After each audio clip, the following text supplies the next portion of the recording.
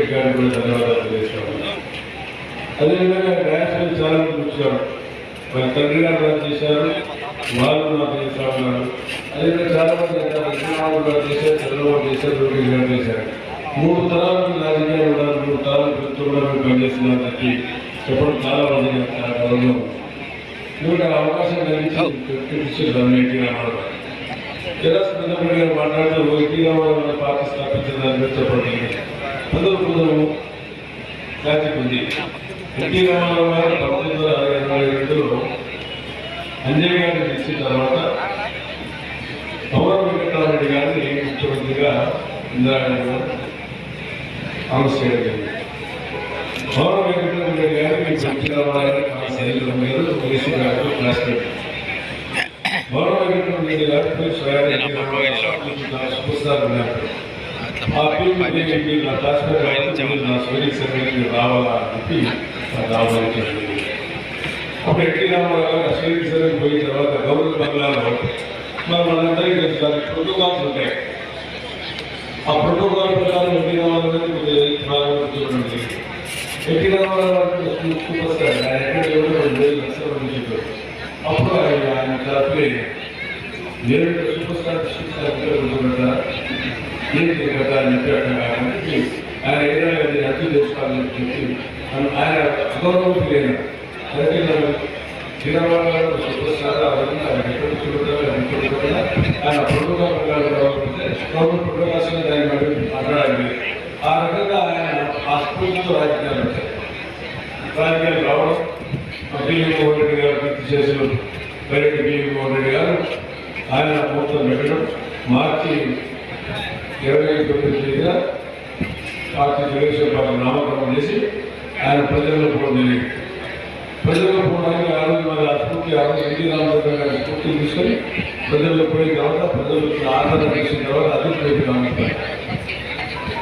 వీళ్ళందరూ తెలుసు. అప్పటి నుంచి తెలుగుదేశం ఉన్నారు. నాతో పాటు చాలా మంది మిత్రులు ఉన్నారు, ఉన్నారు. మరి ఈ అవకాశం అప్పటి నుంచి ఇప్పటివరకు పార్టీ నమ్ముకున్న కార్యకర్తగా నేను నిరూపణ పనిచేస్తా ఉన్నా. అదే ఇదంతా మీ అందరి దయవచ్చారు. కాబట్టి పార్టీ కార్యక్రమాల నుంచి మహారాజు తీసుకెళ్ళేంత వరకు పార్టీ కార్యక్రమం ఏది తీసుకెళ్ళలేదు. దయచేసి మాట్లాడకుండా గుడ్డా రాజశేఖర రెడ్డి గారు క్లియర్ చెప్పారు. వాళ్ళ ఆయన కూడా మనం పనిచేస్తారు. ఆ రోజు చేసే పనులు నేను చాలా సందర్భాలు చెప్పాను. ఇప్పుడు చంద్రబాబు నాయుడు గారు సార్ పోలవరం నుంచి బంగచర్లను తీసుకురావాలని చెప్పారు. బంగచర్ల ఎవరికైనా తెలిసాను, అది ఏ రకంగా వచ్చింది తెలిసిన ఎన్ని సందర్భాలు చెప్పాను. నేను బంగచర్ల దానికి కారణం ఎవరు లేదు, ఇంకోటి పెట్టుకున్నా. ఆ రోజు బంగచర్ల కావాలని కోరుకున్నాను. ఎవరు అప్పటికే మనం తెలుగులో కాలం చెప్తా ఉన్నాం. 20 కాలం దిగినాం, ఇంటకన్నా డీప్ కట్టు దిగినాం. ఆ నీళ్ళు మన పట్టే కాలం 200 నీళ్ళు కంటే ఆ డీప్ కట్టు లేకపోతే మన తెలుగుగా నిలబడాల్సిన కాలం వచ్చి అదికి మన సంవత్సరాలు పోవాలి. ఆ రకంగా డిజైన్ చేసిన వల్ల వేసవి కాలం వచ్చింది, 19 చాలా వచ్చింది. ఏ విధంగా రైతులకు వచ్చారు, నారాయణపురం, పెద్దపురం, అదేవిధంగా కడప ఈరపడ రైతులు, నంద్యాల బనానా రైతులు అందరూ వచ్చి ఏం చేద్దామని ఆలోచన చేశాం. ఆలోచన చేసిన తర్వాత అప్పుడు ఆలోచన వచ్చింది. అప్పుడు స్పెషలిస్ట్ పిలిపించారు ఎన్టీ రామారావు గారు. పిలిపించిన ప్రధాన గారిని పిలిపించారు, బుడ్డారా వెంకటరెడ్డి గారు. అక్కడ శివరామకృష్ణ చెప్పాను, ఒకసారి ఇచ్చాడు. సార్ మీ తెలుగు తీసుకుపోయి పోలీసు డిపార్ట్మెంట్ నుంచి వెలుగొండ జిల్లాలో తిప్పుతా ఉన్నారు. వెలుగొండ జిల్లాలో తిప్పడానికి అక్కడ ఒక మలుపు వస్తుంది.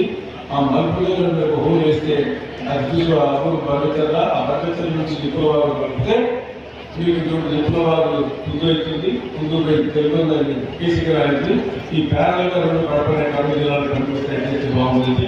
శాశ్వతమైన పని ఆలోచించడం జరిగింది. అది మనం గమనించాలి. అది ఈ రకంగా రైతులకు కావాల్సిన ఉపయోగకరమైన కార్యక్రమం జరిగింది. దాని కార్యక్రమం ట్వీట్ చేస్తూ భయపడి గారు ట్వీట్ చేస్తూ మన ఎంపీ గారు కూర్చొని మాట్లాడి మన అమ్ముకి ఇప్పుడు బ్లాస్ట్ చేసినారు. ఆ బ్లాస్ట్ చేసి కూడా కార్యక్రమం మళ్ళీ కూర్చొని కార్యక్రమం మీరు నీళ్ళు మాకు తెలుగుగా రాకపోయినా మన మగచల నుంచి విప్లవాలు కాబట్టి విప్లవ గుట్టులో 2 కొట్టాలు వస్తుంది. ఆ వెసులుబాటు కలిగిస్తుంది మహానుభావుడు ఎన్టీ రామారావు. తెలుగు తీసుకొచ్చి ఆలోచన అభివృద్ధి కార్యక్రమం జరిగాయి. తర్వాత రిసన్ ఆయన కష్టపడి మన వ్యక్తి ఈరోజు చూసుకోబడే జీవితంలో నాకు రాత్రితో పనిచేసేవాడు. కష్టజీవే అభివృద్ధి కావాలా, రాష్ట్ర అభివృద్ధి చెందాలా. దాంతో పాటు నేను కూడా మున్సిపల్ మినిస్టర్ చేశా. ప్రతి శనివారం గురి చేసేవాడు మమ్మల్ని పిలిచి హైదరాబాద్ సైబరాబాద్ నామకరణ చేసి ఏ విధంగా అభివృద్ధి చేస్తామో ప్రతి రోజు ఫోన్ మాట్లాడి ఆఫీసర్తో మాట్లాడి శనివారం ముందుకు వచ్చి అభివృద్ధి కార్యక్రమాలు సందర్శించేవాడే. ఆ రకంగా ఈరోజు అమరావతి చేయాలంటే వారి కృతజ్ఞత చేస్తే వారి 14 నుంచి 19 మధ్యలో మన మధ్యలో గాలి వచ్చేవారు. ఆ ఇంటి కాదు పరిస్థితిగా రాస్తాను సర్వాంశం పేరు రాస్తాను. ఆ ఐటీ కూడా కూర్చొని పరిస్థితులు మళ్ళీ ఇప్పుడు రాష్ట్ర పరిస్థితి జనార్దన్ చేసి 10 లక్షల కోట్లు $10 లక్షల కోట్లు. ఆ 10 లక్షల కోట్లు ఎప్పుడు ఏం చేశాడు? అన్ని ఇస్తున్నారు స్టాంప్ డిజిటల్ ఫ్యాక్టరీ నిందాలను ఉంది. నిందాలను ల్యాండ్ అరెస్ట్ చేశారు. సజ్జల వాస్తవం ఎటువంటి బ్యాంక్ వెళ్ళాడు ఏమన్నా ఉన్నాయా బ్యాంక్ వాళ్ళతో బ్యాంక్ చేసుకుని తాగి యూనివర్సిటీస్ నుంచి ఎంతమంది చచ్చిపోయారు. అది ఆ తాగడంలో చచ్చిపోయారు అని చెప్పి స్టేట్మెంట్ ఇచ్చాం కదా. ధర్నా చేసామని ఈ చంద్రబాబు చేసింది ధర్నాలు అన్నీ డూప్లికేట్ వెళ్ళండి. డబ్బులు తీసుకుని ఈరోజు మళ్ళా ఆయన మాట్లాడతారు. ఎక్కడ మళ్ళా అధికారం వస్తే ఇప్పుడు అంటే నేను పోలీసులు ఉదయించుకుంటారా కూడా ముఖ్యమంత్రి తీసుకుని మీరు మంత్రి చేసింది రామకృష్ణ ఎంత సభ్యంగా గౌరవం మాట్లాడాడు. అందరూ మాట్లాడారు. అది పద్ధతి ఇది ముఖ్యమంత్రి మాట్లాడే పద్ధతి ఈ ఉద్యోగం ఏ విధంగా ఉంటుంది, భాష ఏ విధంగా ఉంది. ముఖ్యమంత్రిగా ఉన్నప్పుడు చంద్రబాబు నాయుడు గారేమో కొంత పరిమాణాలు ఉంటున్నారు. లేకపోతే ఎన్నికలు వెళ్ళిపోతారు. ఏంటి వాళ్ళు ఎన్నికలు వెళ్ళాలంటే ఏ వేదిక వెళ్ళాలి? ప్రజలు ఏమనుకుంటారు దాని గురించి? ముఖ్యమంత్రి గారు ఏమైనా చేశారా? కడప జిల్లాలో షాదీ కార్యక్రమాలు పెట్టారు. సారీ హౌస్ పెట్టారు. చంద్రబాబు నాయుడు గారు 10 లక్షలు ఇచ్చారు. ఈ జిల్లాలో నువ్వు అదర్స్ కంప్లీట్ చేయాలి కదా. కంప్లీట్ చేసినా 40 కోట్లు కావాలి. సిగ్గులేని ఉర్దూ యూనివర్సిటీ చంద్రబాబు నాయుడు గారు ఏర్పాటు చేస్తే ఆ ఉర్దూ యూనివర్సిటీ ప్రతిష్ఠ ఆ ఫిగర్ నిలబడుతున్నాయి. మన మైనార్టీగా చేసావా? ఒక్క 15 చేసే చెప్పండి. అది చూస్తే ముఖ్యంగా చూపించాం. నేను చెప్పాను నా పక్కన ఎమ్మెల్యే మా యూనివర్సిటీ గురించి చెప్పు సార్ ఎప్పటి అడుగుతారు. ఆ దృష్టి చూడాలంటే చేశారు. ఆయన అప్పు సొప్పు డబ్బులు వచ్చారు. అసలు అభివృద్ధి చూసుకోవాలి. మీరు మొట్టమొదటి ఉత్సవం రాష్ట్ర బడ్జెట్ రాష్ట్ర బడ్జెట్ తర్వాత ప్రతాప్ రెడ్డి గారు వచ్చినప్పుడు 24 వచ్చింది బడ్జెట్. ఇప్పుడు బడ్జెట్ ఇచ్చారు 2 లక్షలు అయిపోయింది. 3 లక్షలు వచ్చింది బడ్జెట్ ఇప్పుడు. కానీ ఏం చేశాడు ఆయన? మన యూనివర్సిటీ చంద్రబాబు యూనివర్సిటీ ఆయనకేం హక్కుందే? అప్పులు ఉన్నాం, అభివృద్ధి చేయాలంటే డబ్బులు లేవు, జీతాలనే కష్టపడే జీతాలు నెలగా కట్టేస్తున్నాం. అది ఎంత కష్టపడే సరే 3,000 నుంచి 4,000 పెన్షన్ చేసాం. దానివల్ల 8,000 కోట్లు అయితే చేసినా ఒక నంద్యాల మున్సిపాలిటీకి 8,000 కోట్లు అవుతాయి. 8,000 కోట్లు అవుతాయి. మళ్ళా బియ్యం రైతులు ఇస్తాం. అలాగే జనార్దన్ రెడ్డి గారు కానీ నేను కానీ గుడారాజశేఖర రెడ్డి గారు కానీ అక్షరమ్మ కానీ జయశ్వర్ ఉన్నాడు. మేము పోయి చంద్రబాబు అడిగాం, సార్ దయచేసి మా రైతులు ఆదుకోవాలా, జున్నులు పండించుకున్నారు. పునరుద్ధరణ అంటే అప్పటికప్పుడు ఉండాలి చెప్పండి. నువ్వే అడిగినాం, నువ్వు చెప్పాలా రైతులు తీసుకున్నావా లేదా? మళ్ళా పొగాకు గురించి అడిగినాను. పొగాకు గురించి మనం మాట్లాడాం. క్యాబినెట్ విమానం జనార్దన్ రెడ్డి గారిని ఆయన మాట్లాడారు. రైతులకు పండించుకున్నారు. గత సంవత్సరం చాలా ఆదాయకరం ఉంది, ఈ సంవత్సరం ఆదాయం లేదు, పండించుకున్నారు. ఏ రకంగా ప్రకాశం అంటే మేము చాలా కంపెనీలు చాలా సీరియస్గా చెప్పినారు. తప్పకుండా కొందాం, వాడు కొన్నప్పుడు మనం ఆలోచించాలని చెప్పారు. ఆ రకంగా చెప్తారు. మీరు ఎప్పుడన్నా ఎన్ని మాట్లాడాడు ముఖ్యమంత్రి గతంలో ఆయన కూడా ధైర్యంగా అడిగినాడా? నాయకులుగా మన దగ్గర నుంచి వాళ్ళ సంస్థలు పరిస్థితి నాయకులుగా ఉన్నారు. అదే ఆయన దగ్గర ఆయన చంద్రబాబు ఆ రకంగా పనిచేస్తా ఉన్నాం. మీరు చూస్తున్నారు, మేము కానీ అందరూ కానీ ఇప్పుడు కానీ రాత్రి మధ్యలో కూర్చొని పనిచేయడం కదా, ఈ కష్టాలను పంచుకుంటాం. అప్పుడు ఇవే మారాడు పెట్టాం. మీ బాధ్యత మీకు అర్థం వేయంతా పనులలో రండి. బాధ్యత మేము ఉదాహరణ చెప్పింది ఇట్లా చేయాలి, ఎంతమంది కావాలి.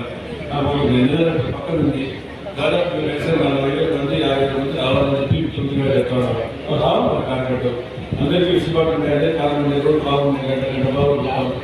29 జరిగిన సమావేశం మీరంతా ప్రత్యేకంగా పాల్గొనే బాధ్యత మా తెలుగు కార్యకర్తల మీద ఉంది. కాబట్టి మీరందరూ కూడా దయచేసి తప్పకుండా అధిక సంఖ్యలో రావాలా. కనుక్కుందాము జరగకపోవచ్చు. మన కొత్తగా పెన్షన్ వస్తున్నాయి, వాళ్ళ కొత్తగా కార్డు ఇస్తూ ఉంటున్నారు. ఇవన్నీ మీరు గమనించిన సంవత్సరం ఉంది. ఇబ్బంది చేయడం కదా, పేదవాళ్ళకి వాళ్ళ పేదలు వెళ్తే అక్కడ వాళ్ళు వెళ్తున్నారు, వాళ్ళకి వాళ్ళ భర్త చేస్తున్నారు, వాళ్ళు వెళ్తున్నారు, వాళ్ళ ఫ్యామిలీకి న్యాయం చేయాలి. మనం అదే 2,000 నుంచి 3,000 దేనికి 8 సంవత్సరాలు చేస్తాం, 5 చేశాడు. 5 లేదా ఈరోజు ఉచితంగా సిలిండర్ సంవత్సరాలు ఇంతకుముందు కూడా దీపం కార్యక్రమం ఏర్పాటు చేసి ఇచ్చాం. ఆ రోజు ఆధార ఇంతమంది తీసుకుంటుంటే ప్రభుత్వం తీసుకుంటున్న అందరికీ ఇచ్చాం. ఆ రోజులు కూడా కాబట్టి ఈ రకంగా తెలుగుదేశం పార్టీ రాత్రి కూడా నడిచి పనిచేస్తాను. తెలుగుదేశం ముఖ్యమంత్రి కష్టపడే ముఖ్యమంత్రి ఉన్నాడు. మన సమస్యలు ఉన్నాయి. ఇందాక మన గౌరవ అడిగింది కోరికలు పరిస్థితి బాగాలేదు, నీళ్ళు ఉండడం లేదు. అదేవిధంగా సర్వనాశం తీసుకుంటాడు.